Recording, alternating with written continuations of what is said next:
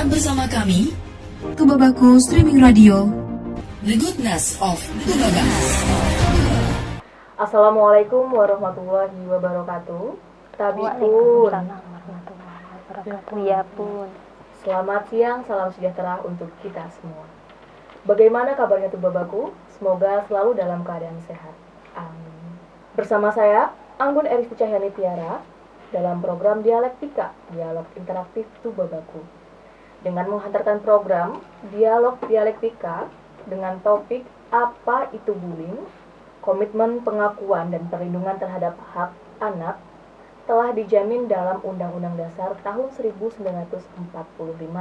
Pasal 28 ayat B yang menyatakan bahwa setiap anak berhak atas kelangsungan hidup, tumbuh dan berkembang, serta berhak atas perlindungan dari kekerasan dan diskriminasi. Sementara peraturan perundang-undangan turunannya pun telah banyak diterbitkan. Namun dalam implementasinya masih menunjukkan berbagai kekerasan yang menimpa anak, antara lain adalah bullying. Bullying atau perundungan merupakan segala bentuk penindasan atau kekerasan yang dilakukan dengan sengaja oleh satu orang atau sekelompok orang yang lebih kuat atau berkuasa terhadap orang lain, dengan tujuan untuk menyakiti dan dilakukan secara terus-menerus. Dialektika Tubabaku kali ini untuk membahas apa dan bagaimana bullying itu telah hadir di studio Tubabaku Streaming Radio Kepala Dinas Perlindungan Hak Perempuan dan Perlindungan Khusus Anak, Ibu Melinda Wulandari, dan pekerja sosial khusus perlindungan anak, Ibu Nana Kurota Ayun. Baik, Assalamualaikum warahmatullahi wabarakatuh. Selamat siang Ibu, bagaimana kabarnya hari ini? Waalaikumsalam warahmatullahi wabarakatuh. Alhamdulillah, Baik kabarnya Mbak. Iya, terima kasih telah hadir di studio kami Ibu. Langsung saja, kita mengulas tentang bullying itu ya Bu ya. Iya. Yang pertama, pada kasus bullying yang kerap terjadi dalam dunia pendidikan di Indonesia, kini kian memprihatinkan. Apakah separah itu, Bu? Baik, boleh Ibu Nana atau Ibu Melina yang menjawab. Baik Mbak Anggun. Alhamdulillah kita diberi kesempatan untuk bertemu pada siang hari di panas-panasnya Ramadan siang ini. Iya, Bu. Untuk pemirsa Tubabaku, kali ini kita akan berbicara mengenai bullying ya, karena kita bergerak pada pencegahan kekerasan terhadap anak dan perempuan di Dinas Pemberdayaan dan Perlindungan Anak, berkolaborasi dengan Dinas Sosial, Bu Nana. Kemudian untuk pertanyaan Mbak Anggun tadi, separah itukah gitu ya? Iya, Bu. Karena kalau kita melihat kasus viral yang sudah terjadi ya Mbak, mungkin ada beberapa 1 tahun terakhir aja kita lihat mungkin seperti kasus Tasikmalaya yang sangat viral itu, yang sampai anak SD itu bunuh diri karena harus dipaksa berhubungan dengan kucing, kemudian divideokan, kemudian diviralkan oleh teman-temannya. Jadi itu termasuk kategori berat untuk kekerasan ya, karena itu termasuk kekerasan seksual, fisik, kemudian psikologis, sampai anak itu merasa depresi dan akhirnya meninggal dunia.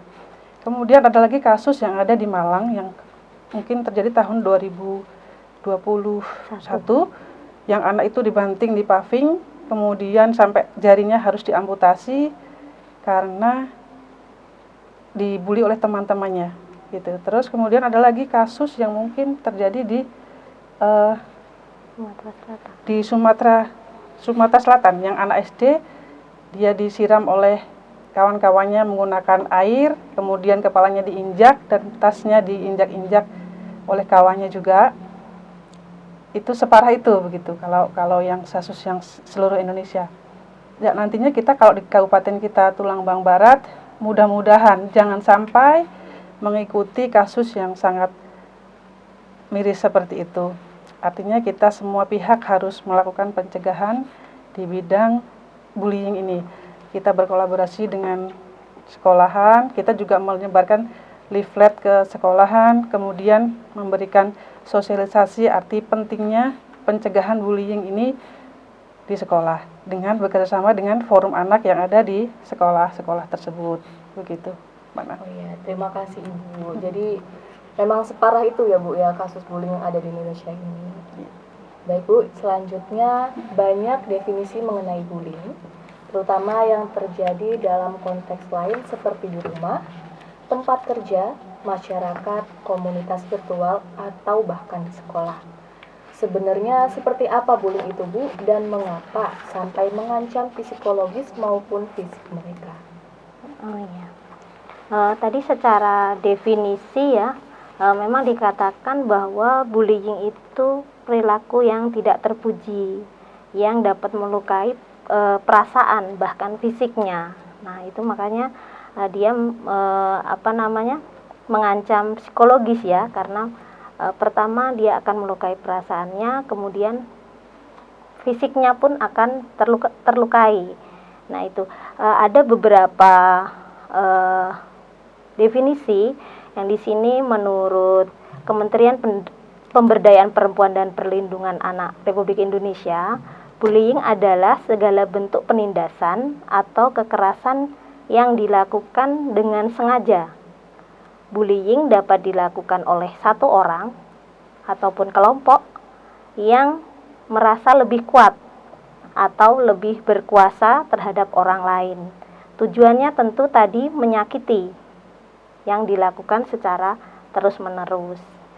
Sementara itu, menurut ahli Ferry Wellman mendefinisikan bullying sebagai perilaku tidak diinginkan atau agresif dari seseorang yang sengaja membuat marah, menyakiti, atau berkuasa atas orang lain. Meski perbuatan tersebut tidak terpuji ya, seperti itu. Bullying biasanya dapat dilakukan itu sejak anak-anak. Tadi contoh kasus tadi anak SD ya. Anak SD. Nah, itu pun ke depannya apabila mereka dewasa, dia akan menjadi pelaku bullying terhadap yang seseorang yang mempunyai pertahanan diri atau kepercayaan diri rendah, seperti itu. Mungkin itu. Iya, baik. Terima kasih Ibu. Selanjutnya, bagaimana di Tubaba sendiri Bu? Apakah ada kasus bullying itu di sekolah, di rumah, atau di tempat kerja? Ada. Karena itu kita memang itu fenomena gunung es ya, Mbak ya. Iya. Kita saling semua elemen di masyarakat, di keluarga, kemudian di semua pihak harus saling bersinergi untuk mendeteksi ketika bullying itu kira-kira mau terjadi, kira-kira harus cepat dideteksi, gitu, diselesaikan gitu. Iya, baik Bu. Ya, selanjutnya tindakan seperti apa yang bisa dikategorikan sebagai perundungan atau bullying itu ya Bu, selain menyakiti fisik? Kalau tindakan bullying itu sendiri bisa dengan meledek, kemudian mengancam, itu juga termasuk bullying. Jadi bukan secara fisik, misalnya melempar atau dibanting seperti itu fisik ya. Tapi kalau misalnya bullying secara verbal itu juga termasuk bullying. Begitu. Jadi mengejek itu udah termasuk bullying ya Bu? Iya. Bullying. Mungkin bisa saya tambahkan ya, jenis-jenis bullying itu kan ada 6. Yang satu tadi udah dikatakan Bu Melina, benar, itu verbal ya, tadi mengejek, itu contohnya adalah verbal bullying. Kemudian sosial bullying, ini contohnya mengintimidasi relasional, hubungan interaksi sosial seperti mengucilkan. Nah, itu adalah sosial bullying. Kemudian physical bullying. Nah, ini menyakiti tubuh orang lain atau merusak benda. Nah, itu yang sifatnya physical ya. Physical bullying itu yang kontak fisik tadi. Ya, seperti membanting. Nah, seperti itu. Kemudian cyber bullying. Nah, itu melalui media sosial, dia tadi yang diceritakan kasus di Tasikmalaya tadi, divideokan, diviralkan. Nah, itu termasuk cyber bullying. Kemudian yang terakhir rasis bullying. Yang kelima maaf, ini adalah rasis bullying itu membuli yang melecehkan atau mengejek itu dengan rasnya, misalkan maaf nih suku tertentu. Nah, seperti itu. Kemudian yang terakhir seksual bullying. Nah, ini contohnya itu mengirimkan foto ataupun video-video yang mengarah ke seksualitas. Nah, seperti itu. Mungkin itu, kemudian bisa seperti itu yang foto ya, contohnya mungkin bisa meraba-raba atau hanya menyenggol pantat misal. Nah, seperti itu. Karena mungkin area yang tidak boleh disentuh itu kan area dada, kemudian kemaluan, kemudian paha. Nah, itu kan yang area yang tidak boleh disentuh gitu. Yang boleh disentuh kan tangan, kepala, nah itu, kaki itu. Bahkan orang terdekat pun kan tidak boleh menyentuh area yang tidak boleh disentuh tadi, seperti itu. Ya, Ibu, balik ke pertanyaan berikutnya. Sebenarnya apa motivasi seseorang yang melakukan perundungan? Boleh Ibu Nana atau Ibu Melina yang menjawab? Baik, saya akan coba menjawab. Kita harus melihat latar belakang anak tersebut, Mbak, karena itu banyak faktor yang mempengaruhi kenapa anak itu bisa menjadi dominan untuk menjadi seorang pembuli. Mungkin dari latar belakang keluarganya yang mungkin sering, dia di rumah mungkin sering terintimidasi dengan kata-kata mungkin, dan dia tidak tahu harus mencari perhatian kemana karena orang tuanya mungkin di rumah selalu mengecilkan. Jadi akhirnya timbul dia ingin mencari perhatian di luar dengan cara melakukan bullying tersebut. Jadi caper gitu. Cari perhatian. Atau sebelumnya dia udah emang dia yang atau dibully bisa di jadi rumah, anak gitu. tersebut memang pernah menjadi korban bullying dan akhirnya dia melakukan hal itu kepada orang lain. Kayak balas dendam gitu. Balas dendam bisa. Iya. Seperti itu. Iya. Ya baik Bu, selanjutnya membuli atau melakukan tindakan kekerasan terhadap anak tentu tidak terlepas dari hubungan sebab akibat, baik pada pembuli maupun korban yang dibuli. Seperti apa penjelasannya Bu? Sebabnya itu adalah pernah kausalitas. tadi ya di rumah mengalami kekerasan, mungkin dari keluarganya tadi, mungkin ada perkataan dari orang tua yang mengecilkan dia. Tadi kan akibatnya dia mencari perhatian ke orang lain seperti itu. Kemudian merasa dirinya ini ditindas kayak gitu.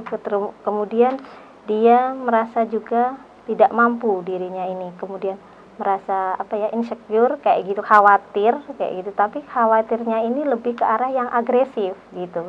Karena tadi dia di rumah mengalami penekanan dari pihak keluarga seperti itu. Dia melakukan kepada orang lain gitu. Kemudian mungkin orang tua memberikan kebebasan ya, terlalu memberikan kebebasan kepada anak. Kemudian anak tersebut tidak memiliki rasa empati. Kemudian tadi sudah disampaikan oleh Bu Melina juga, kurang mendapatkan perhatian dari keluarga, kemudian sering mengejek orang lain gitu. Kemudian akibat yang ditimbulkan itu akibatnya penurunan harga diri, kemudian kehilangan minat terhadap aktivitas tertentu akibat dari bully, kemudian melukai diri sendiri, bahkan mengarah ke bunuh diri, kemudian gitu ya, kemudian gangguan makan, kemudian mimpi buruk, kemudian ada tidak mau sekolah.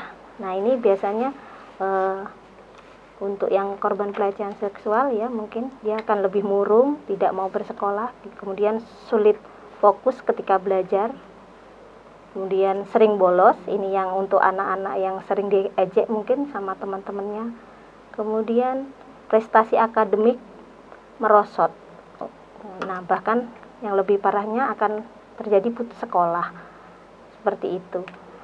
Iya, tadi itu sebab akibat dari Iya, bullying. bully itu ya Bu ya. Iya. Oke, selanjutnya Bu, dampak bullying dapat mengancam setiap pihak yang terlibat. Baik anak-anak yang dibully, yang membuli, yang menyaksikan bully, bahkan sekolah dengan isu bully secara keseluruhan. Apakah begitu luasnya dampak bully ini Bu? Lalu bagaimana cara mencegahnya? Baik, saya akan mencoba menjawab. Jadi intinya pencegahan itu yang kembali saya katakan harus diulang kembali bahwa sinergi dari semua pihak memang harus terus berjalan. Selama ini memang sudah ada Mbak namanya dari lini masyarakat sendiri sudah ada PATBM. Jadi kita ada namanya perlindungan anak terpadu berbasis masyarakat.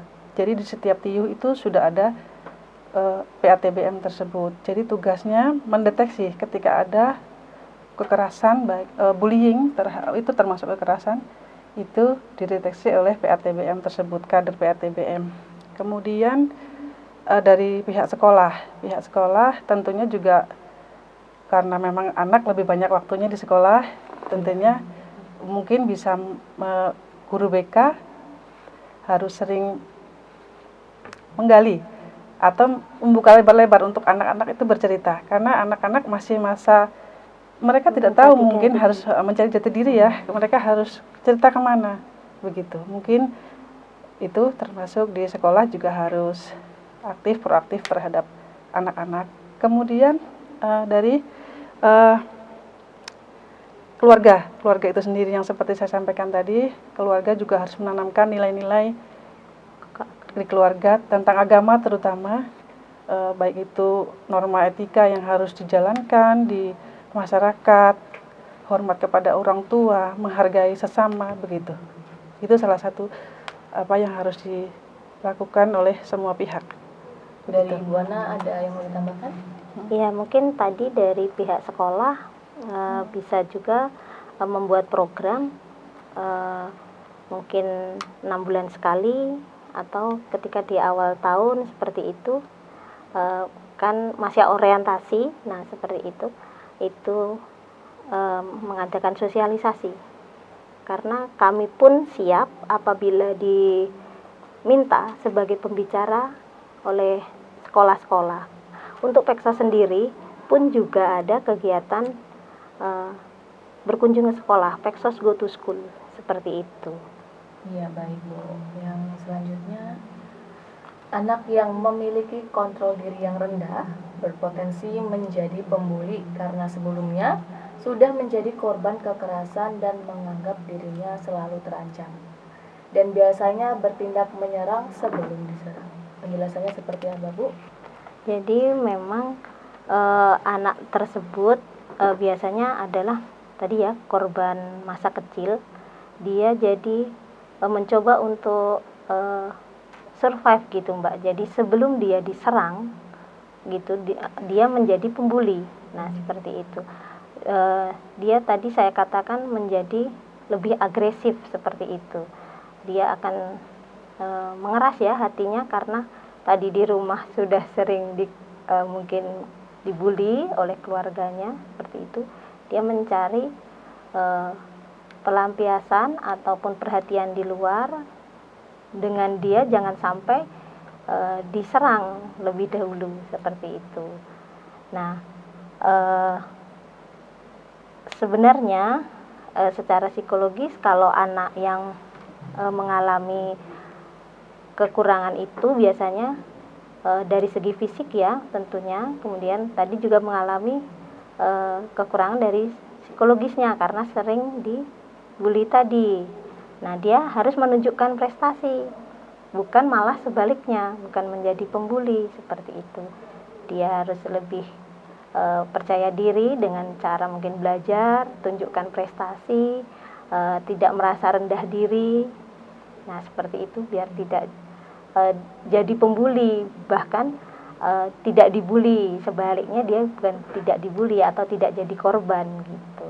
Iya Bu, jadi harus menunjukkan prestasinya. Iya, menunjukkan prestasinya. Selanjutnya, upaya yang harus dilakukan untuk mengatasi bullying meliputi program pencegahan dan penanganan penggunaan intervensi pemulihan sosial atau rehabilitasi. Bisa dijelaskan, Bu?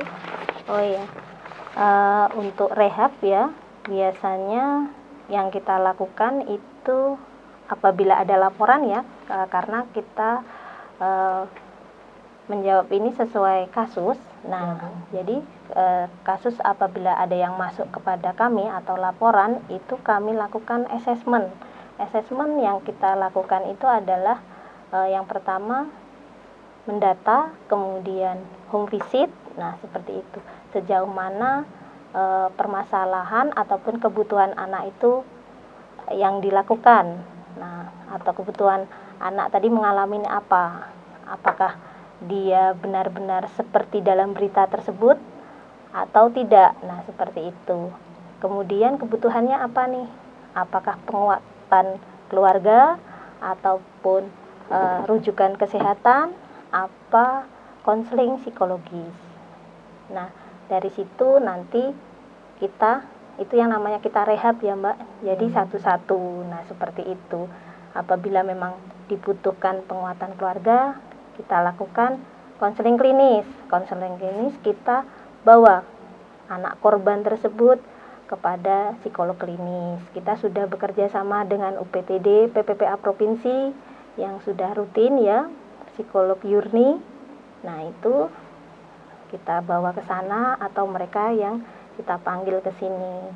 Itu pun orang tua diberi parenting, bagaimana menangani anak yang mengalami bullying. Jadi tidak anaknya yang digali permasalahannya atau di assessment, orang tuanya juga di assessment, perlakuan ke anak bagaimana.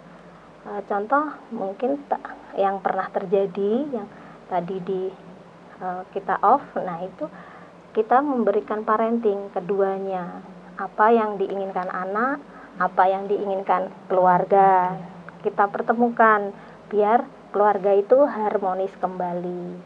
Mungkin luka hati anak itu bisa terobati juga.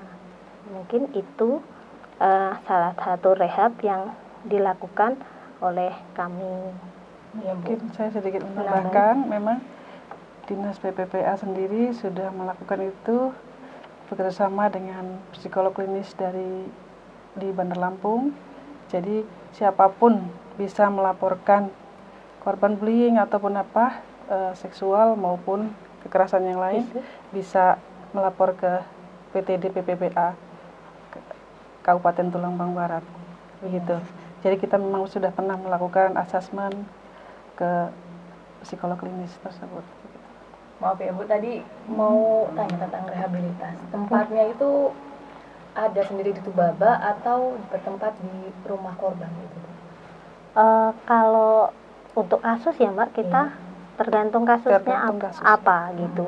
Kalau memang anaknya itu mengalami ancaman, ambil contoh ya Mbak, di tahun 2018 awal itu saya pertama kali menangani kasus kekerasan seksual, itu pernah viral anak yang disetujui beruntun 30 orang. Nah, itu kan di viralnya itu seperti itu Mbak, di berita viralnya, bahkan sampai di TV nasional itu.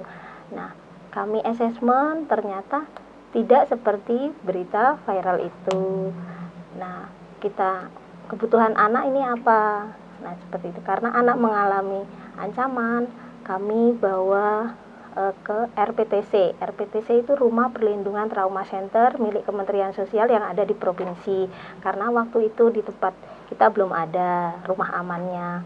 Alhamdulillah sekarang sudah ada. Nah, jadi kalau mengalami ancaman, anak itu merasa terancam mungkin dari lingkungan atau mungkin pelaku-pelaku, nah itu kita bawa ke rumah aman. Itu di rumah aman pun dia didampingin oleh petugas kesehatan tentunya, kemudian pekerja sosial, kemudian psikolog. Dalam artian tidak ditemanin di rumah aman itu tidak ya, tapi ada dalam seminggu itu petugas tadi melakukan kunjungan bergantian seperti itu. Ada jadwalnya gitu. Iya. Rumah amannya tuh di mana, Bu? Kalau rumah aman hanya kami petugas yang boleh tahu, tidak boleh diekspos ya Mbak, Oh, gitu. iya. Iya. Iya, terima kasih. Selanjutnya, upaya yang harus dilakukan untuk mengatasi bullying meliputi program pencegahan dan penanganan menggunakan intervensi pemulihan sosial. Kalau pencegahannya melalui sekolah itu seperti apa, Bu? Pencegahan melalui sekolah itu tadi mungkin antara orang tua, kemudian guru BK, dan mungkin bisa dengan bekerjasama dengan komite sekolah ya, mungkin membuat formula untuk pencegahan bullying itu membuat supaya anak-anak tadi tidak takut untuk melaporkan kekerasan yang terjadi, karena biasanya anak korban kekerasan itu kan merasa takut nanti malah semakin dibully, atau takut dibilangin mungkin anak mama ya, karena itu. Jadi ada ketakutan sendiri itu. Jangan, jadi siapapun korban jangan takut untuk hal itu, melapor. Kemudian pihak sekolah juga tentunya bersiap untuk itu, untuk menerima laporan anak-anak yang menjadi korban kekerasan bully tersebut. Mungkin bisa saya tambahkan ya Mbak, kalau di sekolah tadi sudah saya jelaskan juga harus ada program tadi ya, sosialisasi tentunya, kemudian menyediakan waktu khusus, maksudnya waktu-waktu tertentu untuk dipiket konseling dengan PK tadi ya. Mungkin kalau di SMK banyak siswa laki-lakinya, diberikan waktu hari Jumat khusus untuk siswa putri, parenting reproduksi khusus putri. Nah, itu juga untuk pencegahan kekerasan seksual terhadap anak-anak perempuan. Seperti itu mungkin bisa dilakukan di hari Jumat ketika anak laki-laki waktu sholat. Nah, seperti itu bisa juga diterapkan gitu kan, program seperti itu, karena kan mungkin malu ya, kita lagi nggak sholat seperti itu, bagaimana. Nah, seperti itu, kesehatan reproduksi itu juga perlu untuk sosialisasikan di sekolah-sekolah. Iya, terima kasih Bu. Iya tuh Bapak-Bapak, tidak terasa kita sudah ada di penghujung waktu dan saya harus mengakhiri dialog ini. Namun sebelumnya saya akan minta kepada Ibu Ana atau Ibu Melina untuk melakukan closing statement. Ya, silakan. Baik, mungkin itu tadi bahwa bullying itu kita tidak bisa menganggap remeh gitu. Kita harus berupaya semaksimal mungkin supaya tidak terjadi bullying di kabupaten kita tercinta ini, Tubaba. Tentunya tidak lepas dari sinergi dari semua pihak tadi yang kembali lagi saya katakan bahwa memang tidak bisa kita bekerja tanpa kerjasama dari semua pihak, baik itu dari Kominfo seperti ini kita sudah bekerja sama. Kemudian dari sekolah itu sendiri, masyarakat dan keluarga terutama gitu. Jadi anak-anak jangan dibiarkan berselancar sendiri di dunia maya tanpa pengawasan dari orang tua. Kemudian mungkin saya kasih pantun ya Mbak ya, sedikit ya. Melihat anak para bangsawan, wajahnya ayu juga menawan. Kekerasan bukanlah kawan, untuk itu marilah kita lawan. Begitu Pak. Dari Ibu Ana? Mungkin stop kekerasan terhadap perempuan dan anak itu, karena perempuan dan anak adalah perempuan adalah pencetak generasi bangsa, anak adalah penerus generasi bangsa. Mungkin itu jadi perlu kita jaga, dan pencegahan terhadap bullying yang salah satu kekerasan juga itu perlu dicegah gitu, supaya tidak menjadi fenomena gunung es itu. Iya, terima kasih Ibu Ana dan Ibu Melina. Iya, baik tuh Bapak-Bapak, sampai di sini dulu dialektika kita siang hari ini. Sukses selalu kepada Ibu Melina dan Ibu Ana. Saya Anggun Eristi Cahyani Tiara sebagai pemandu dialog mengucapkan terima kasih atas kebersamaannya. Ya, baik tuh Bapak-Bapak, buat kalian yang bingung mau lapor bullying kemana atau yang sudah menjadi korban bullying, bisa langsung saja WA Center UPTD Dinas PPPA di nomor 0853 84275959. Ya, apabila ada salah kata dan salah ucap, saya minta maaf yang sebesar-besarnya. Wabillahi taufiq wal hidayah. Wassalamualaikum warahmatullahi wabarakatuh. Waalaikumsalam Waalaikumsalam warahmatullahi wabarakatuh.